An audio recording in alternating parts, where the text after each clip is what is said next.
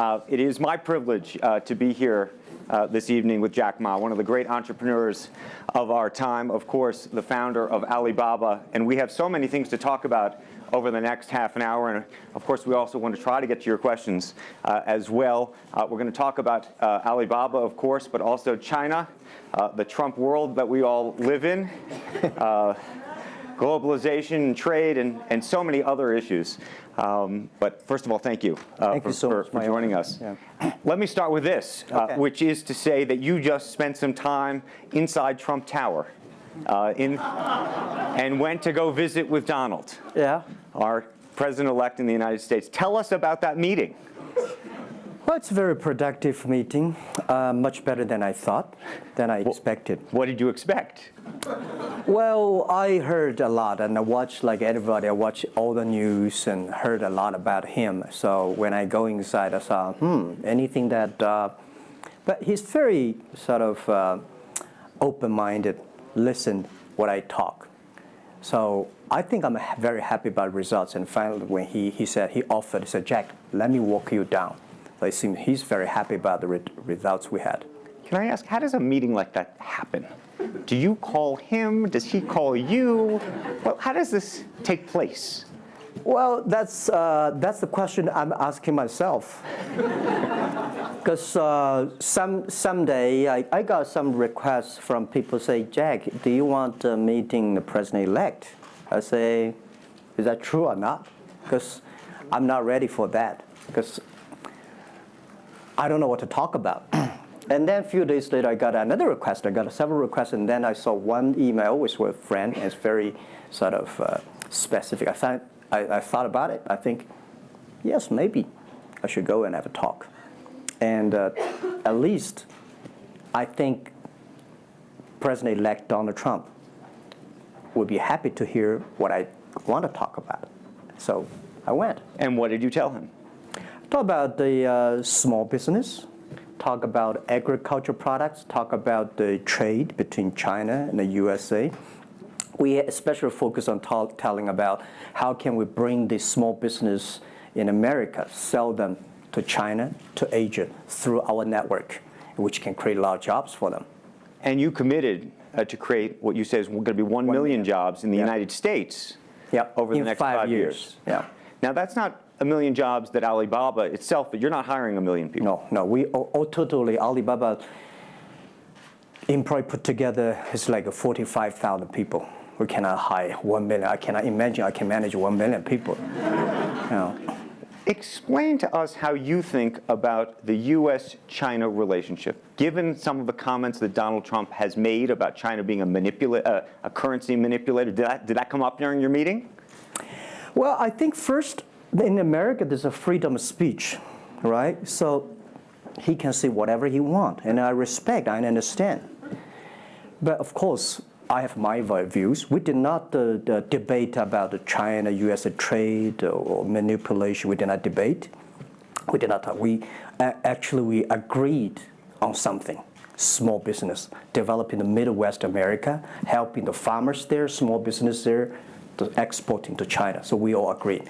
But something that we did not discuss about the American, the job losing to China, Mexico, and this. Can I share with you my ideas? Please. Yeah. First, I think 30 years ago, when I just graduated from universities, I heard America had a wonderful strategy. They outsource the manufacturing job, service jobs. They outsource the manufacturer to Mexico and China, outsource the service job to India. There's a book called The World is Flat. Tom Friedman, colleague at the New York Times. And I think it's a perfect strategy. You know, that the Americans said, we just want to control the IP, we just want technology, we just want the brand, to leave the lower-end jobs for the world. Great strategy. And second is that the American international companies made millions and millions of dollars from globalization. The top 100 companies in America. Amazing. I remember when I graduated from university, I tried to buy a beeper, the Motorola beeper. Cost me $250. My pay at that time is $10 a month as a teacher. And the cost of making that beeper is only $8 for a chip. Right.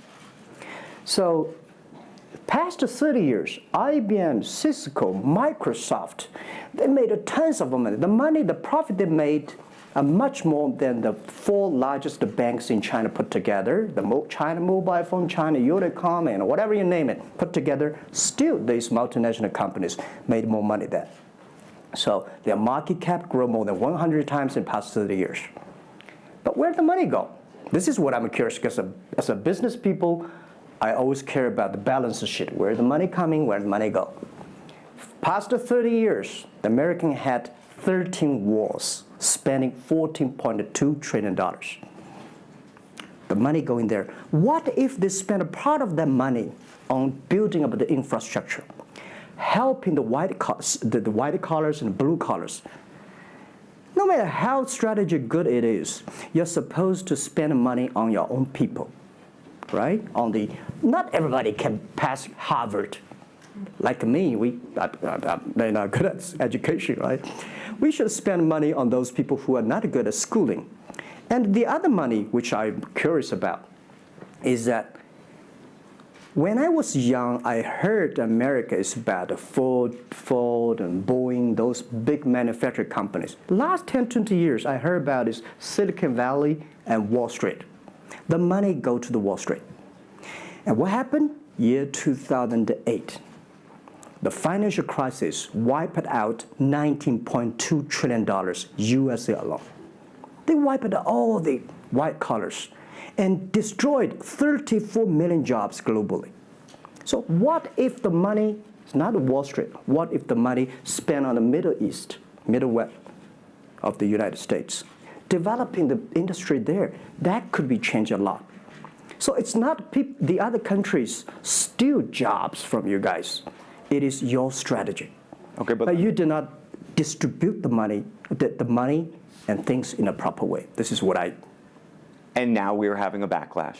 And that backlash is a rebuke of globalization. And so much of the conversation, frankly, that we have here, and that backlash is happening in the United States. But I will say President Xi was here yesterday. You had lunch with him. And he was quoting Abraham Lincoln. What did you make of that?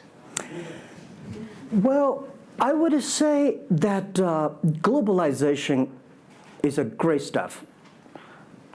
It's the USA, it's developed countries to teach us how to do globalization. I remember 2002 or 1 before China joined the WTO, everybody in China was worried. Me, I was worried. Because what if all the international products come to China, destroy our industry, and we have to lose a job? So convince China, after 20 years, then you guys are say, this is a terrible thing. I believe globalization is good, but globalization needs to be improved. This is Donald Trump, president-elect, want to solve it, the problems. That globalization, I think, should be inclusive globalization. In the past 30 years, the globalization was controlled by 60,000 big companies. 100 years ago, globalization was controlled by several kings and emperors. What if next 30 years we can support 6 million business doing business across the board? What if in next 30 years we can help support 20 million small business can do business across the board? So this is something which I believe globalization should be inclusive. And do you think that the words of President Xi will happen in reality, which is to say that China has largely acted on its own behalf for many, many years, and now is effectively saying that the U.S. needs to continue acting on everybody else's behalf? Yeah, I think, the world needs some, Mr. Xi yesterday said, it's a wonderful time, it's a best time, or the worst time. The world needs a new leadership, but the new leadership is about working together. This is what I understand. We do not necessarily need one specific leader to teach us what to do, what not to do. But the world have to partner together. This is what I think. And I think as a Chinese, as a business people, I feel proud for what President Xi said yesterday. As a business person, I want the world to share the prosperity together, to join the force together. As a Chinese, I'm happy about what he committed. Yesterday he said, he speaks like us, takes the responsibility of the second largest economy. As the China's second largest economy, he has to take some responsibility. This is the first time I heard a Chinese leader make number commitment. He said, next 10 years, we are going to import $8 trillion US. This make me feel excited because China is transforming from exporting to importing. If there's a concrete number, if we can fulfill it, this is going to be huge change to the China and to the world. But don't you think that it's easier today for China to be interested in globalization because of the benefits that can accrue to China because you're continuing to develop than it is for countries that are, quote unquote, developed? Well, first, the WTO rule is not designed by China. It's not made by China. I will say there's something that I want to change. The WTO is designed, a lot of rules designed for big companies in the past 30 years, and only big companies can do it. And China definitely benefit a lot from opening. I think China should learn one thing, that we grow in the past 30 years. It's because we open to the world. If we continue to open to the world, not fully. Okay. An American business that wants to effectively go into business in China has a very difficult time, has to partner effectively with a company that's there already. This is why I said China has problems too. The world has problems. And China definitely has a lot of problems. China should open, should be more confidence. This is what I feel yesterday. I feel the confidence of Mr. Xi that he is ready to open more to the world. This is what I suggest, that we should solve the problem by business community, right, by negotiation. WTO, China joined WTO for 20 years or 70 years. I don't know the number. But the past 2 years, that I think we as a business, we as a country, we as the world, we have to review something. Right. But not because unbalanced things, we stop it. You've been calling for something called EWTP. Yeah. What is that? This is what I would talk about, is that the WTO was great, but they mainly designed for developed countries, big companies. There's no opportunity for small business. We want to build up an EW, Electronic World Trade Platform, to support young people, small business, thanks through mobile phones, internet, they can sell and buy across the board. And the other thing is that WTO is a very interesting organization. When you put the Doha round, when you put 200 government officers in one room, ask them to agree on something, it's impossible. I can never imagine that they can agree on something together. Business should be designed by business people. So we believe EWTP should be something that the business people sit down together, agree on something, negotiate on something, and get endorsement from the government.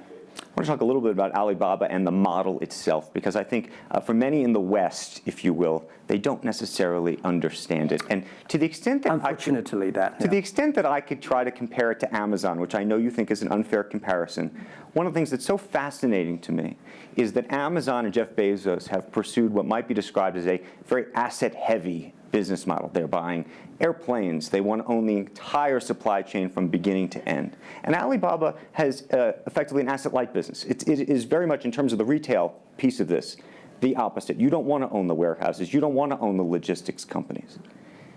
How do you think about that? Is Jeff Bezos right, or are you right? And is there going to be a meeting in the middle? I hope both are right. And because the world can never have one model. If the world has only one correct model, the world is too boring. Right? We need to have all kinds of models. And the people who do the model should believe in the model. And I believe what I do. Right? The difference between Amazon and us. Amazon is more like an empire. Everything they should control themselves, buy and sell. And our philosophy is that we want to be an ecosystem. Our philosophy is to empower others to sell, empower others to service, empower making sure the other people are more powerful than us, making sure with our technology, our innovation, our partners, our 10 million small business sellers, they can compete with Microsoft, IBM. Our philosophy is that we think using internet technology, we can make every company become Amazon. Remember one thing, today for our sales, our GMV last year is more than 550 billion US dollars. To hire people deliver for us, we need 5 million people. So how can we hire 5 million people deliver things for us to deliver the things we sold?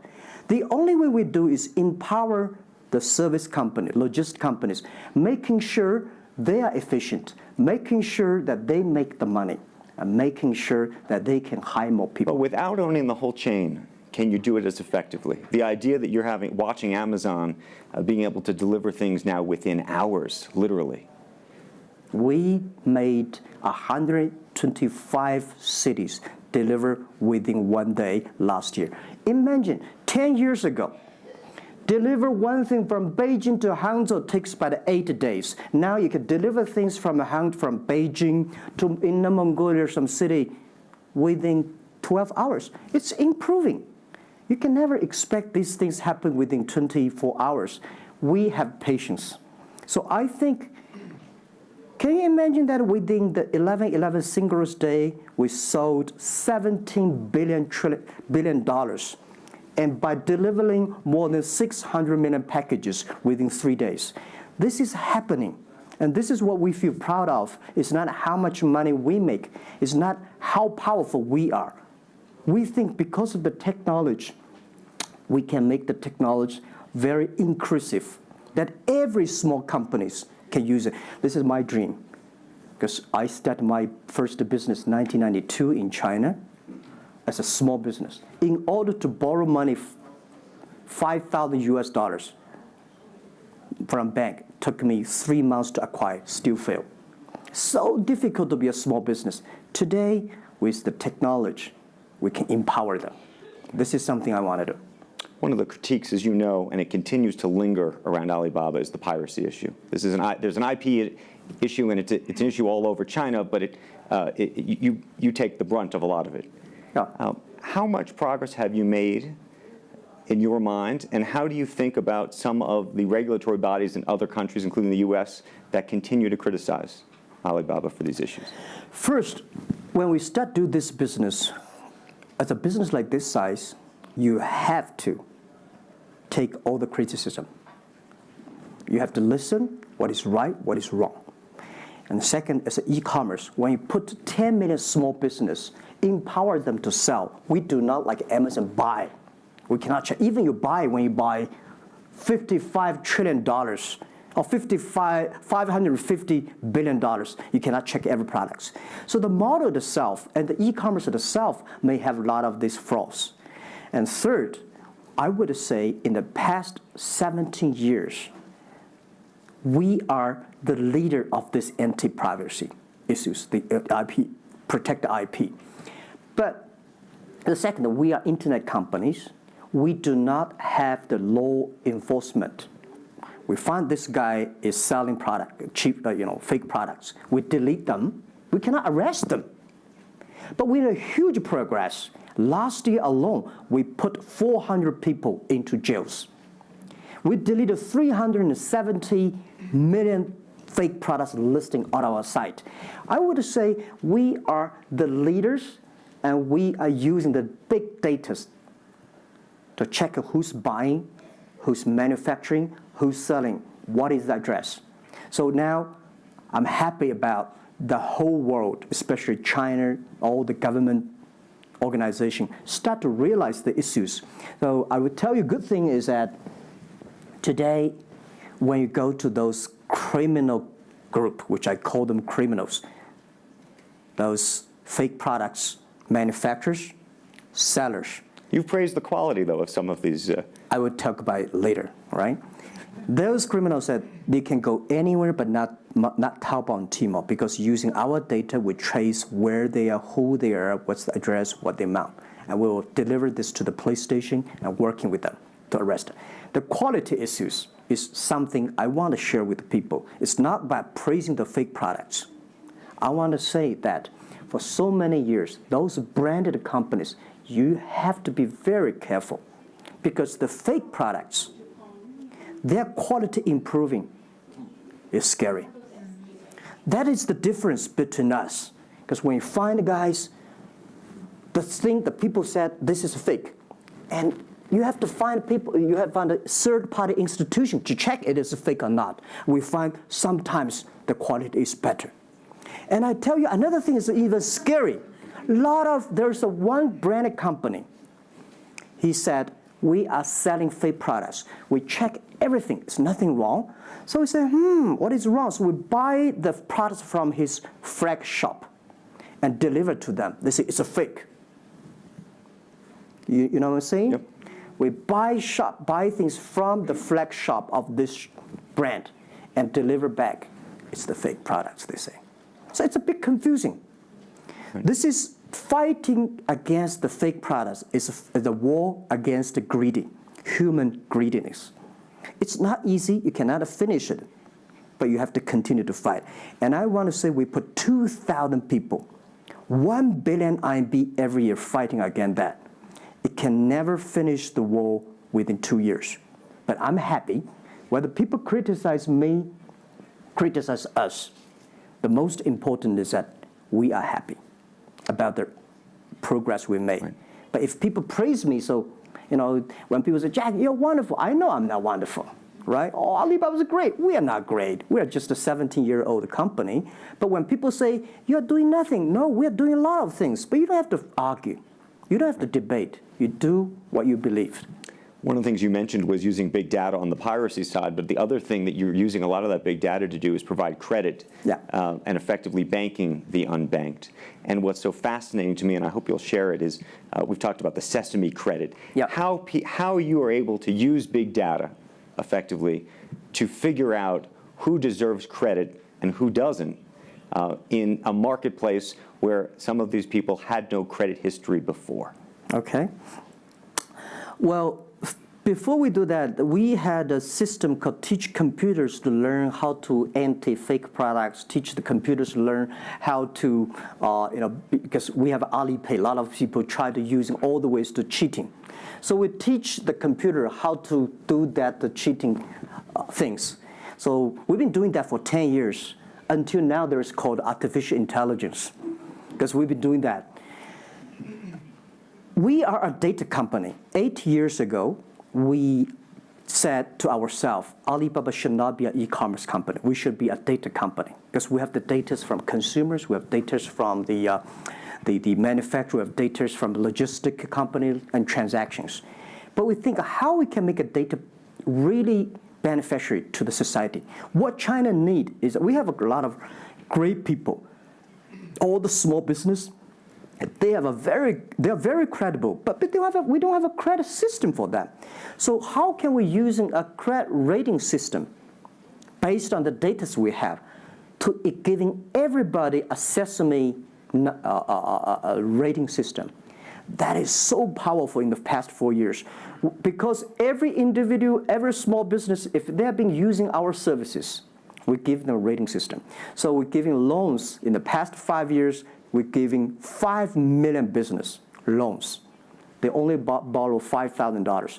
3 minutes, we can decide whether we should give you money, how much you want to give. Within 1 second, the money will be in your account. And 0 people touch, so we call it 310. And even today, the Sesame rating system become people dating. The mother-in-law want to say, hey, you want to dating with my daughter? Show me your rating system of the Sesame card. So it's so funny. We go to people want to rent a car, people want to rent a bicycle. They will say, show me your Sesame cards. Good. Because if they do not pay back, if they do not fulfill, the rating system is going to low down and they can never rent a house. This is what we want to build up, the system. That if you sell or buy fake products, the Sesame cards will show. I'm going to open it up to questions, but a final one from me. There's been a lot of speculation that you're going to get into the business of Hollywood. Your name has appeared, Alibaba Group, at the beginning of a couple of big films recently. What is the ambition for Alibaba in the entertainment world? The beginning was like this. Several years, every 5 years, we have a review for our strategy. Now, our strategy is always to look at the 30 years and 10 years. And every strategic decisions we make, we have to ask one question. Did this decision we made solve society problem? Because we believe the bigger social problem you solve, the more successful you are. So if we do this cannot solve any social problems, we don't do it. Second, is this project is going to be successful in 10 years? If it's going to be successful in 10 years, let's do it. If it's going to be successful in 1 year or 1 month, now more I would say, forget about it. Because why you can be successful in 1 year or 1 month? So we all have to put parallel. And 5 years ago, we had a big debate about 10 years later, 20 years, what are the things that China society and the world want? So we say happiness and health. 2H strategy. So happiness and health. We believe Hollywood, the movie industry, bring people happy. Because today, nobody's happy. Rich people not happy, poor people not happy, At least when I watch a movie, I feel happy about it, right? So I think we should partner with the Hollywood, especially like a lot of, we have a different way of living. In China, the movie, we have a lot of heroes. But China movies, heroes always dead. The American movie hero never die. If all the heroes die, who want to be the hero? So my movie, I want to make the hero live. Right, so this is, I think we should learn a lot. And it's only about 2 years, so we have another 8 years to go. I want to make our company that it's not e-commerce. It's something that giving people inspirations. Giving people, because I learn a lot. For example, I always say that my favorite movie, Forrest Gump. Life's tough. This is I learned, and that inspired me. That is why when people call me crazy, stupid in the past 17 years, you're crazy, you're doing something never work. You're stupid, how can you do that model? Amazon this model, eBay this model, why Alibaba this model? I told myself, Forrest Gump said, go ahead. Never care about what the other people. And the other thing, Forrest Gump said, nobody make money out of the catching whales. People make money by catching shrimps. So we serve small business. Fair enough. Jack Ma, we should probably end it there because we're going to run out of time, but I thank you. Thank you so much for the conversation. I promised we'd sneak in a question or two when we literally have 2 minutes, and they're going to get upset with me. If you have a question, and we're going to, I got to beg you to do it within literally, a second. So go for it right there. Okay, I'm not going to say that China and US is going to have a trade war, but if the Trump administration get tougher on China in terms of trade agreement, is that going to hurt Alibaba? Well, I don't think so. I think China and the US should never have a trade war. We'll never have a trade war. And I think we should give President-elect Donald Trump some time. And he's open-minded. He's listening. And I think the war, it's so easy to launch a war. But it's so difficult, almost impossible sometimes to terminate a war. Iraq war, Afghanistan war, is that finished? No.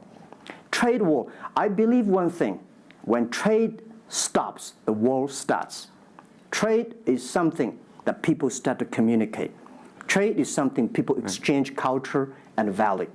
And I will be happy if China and USA agree on something and Alibaba business model destroyed. I would destroy Alibaba model by stopping the war between. Because how can you imagine the first largest economy of the world, second largest economy of the world, have a trade war? It's going to be a disaster for two countries and for the world. If anybody can do something to stop it, do anything to stop it. Did you have a reaction to Trump and the situation with Taiwan and how he's thinking about that? Well, Taiwan, I think this is not something about government. This is not something about business. This is something about people. If the Taiwan issue is the population, if you do Taiwan issue, it's like against 1.4 billion people. So this is another issue. So we're talking about trade, we're not talking about Taiwan. Very politic. Let's take one final question if we can. I think we can steal one more in. Yes, sir, right there. I'm not a politician. I try to This speak is like me, this. a credit store. How do you assure you are not messing up with people's life and you are not dictating the whole, credit kingdom or the system? Because now you are the decision makers, you are the rule makers. Okay. First, I'm not sure. People say, oh, this is uncertain world. Every day is uncertain. The only certain day was yesterday. I'm not sure about that in the future I would dictate, I would be stupid. That's why I should retire early when I'm young. That is why I have a lot of things that I dream I want to do. I want to do philanthropy, I want to be a teacher, I want to go back to school, I want to do the environment. And the world is so wonderful. Why you should be the CEO of Alibaba all the time?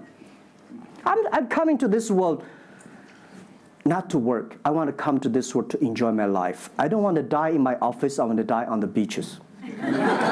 It's a wonderful message. Jack Ma, thank you for the conversation. Well, can I say one last Yes, sentence? please. I just want to give my last advice to any people here that every government should pay attention to in the next 30 years are critical for the world. Every revolution, technology revolution takes about 50 years. The first 20 years, technology company. Next 30 years, the implication of the technology. Focus on next 30 years. The first 20 years, eBay, Amazon, Facebook, Alibaba, Google, good. The most important is that make the technology inclusive, make the world change. This is 30 years. Next, pay attention to those people who are 30 years old, because those are internet generation. They will change the world. They are the builder of the world. Third, that let's pay attention to the company who have fewer than 30 employees. So 30 years and 30 years old and 30 employees.